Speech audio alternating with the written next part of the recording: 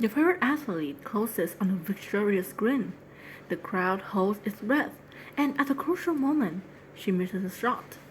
The competitor just experienced the phenomenon known as choking, where despite months, even years of practice, a person fails right when it matters the most. Choking is a common in sports, where performance often occurs under intense pressure and depends on key moments. And yet performance anxiety also haunts public speakers, constant athletes, and even world-famous musicians. Most people utterly blame it on their nerves, but why does being nervous undermine expert performance? There are two sets of theories, which both say that primarily choking under pressure boils down to focus. First, there are distraction theories.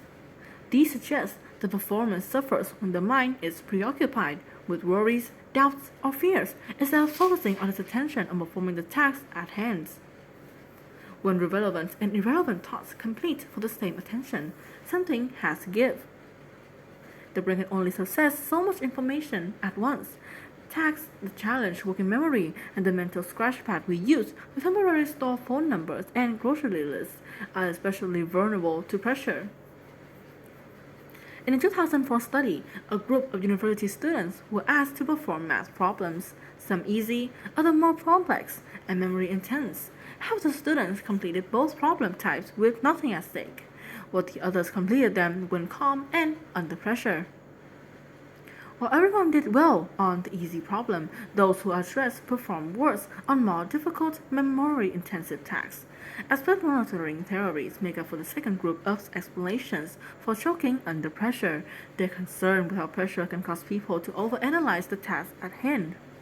Here, the logic goes that once a skill becomes automatic, thinking about its precise mechanics refers to the ability to do it.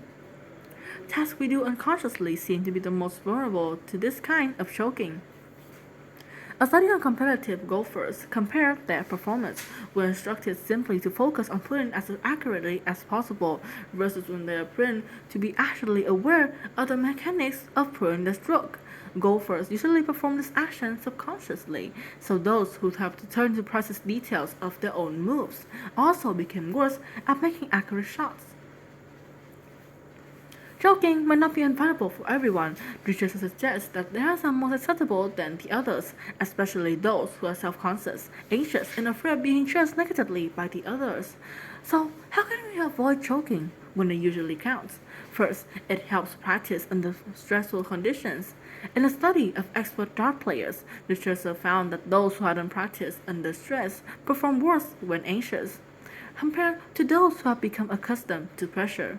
Secondly, many performers extol the versus a pre-performance routine, whether it's taking a few deep breaths, repeating a cue word, or doing a rhythmic sequence of movements. Study on golfing, bowling, and water polo find that short rituals can lead to more consistent and accurate performance under pressure. And thirdly, researchers have shown that having an external focus on the ultimate goal was better than internal focus, where someone turns to the mechanics of what they are doing. A study of experienced golfers revealed that those who hit chip shots while focused on the flight of the ball perform significantly better than those who focus on the motion of their hands.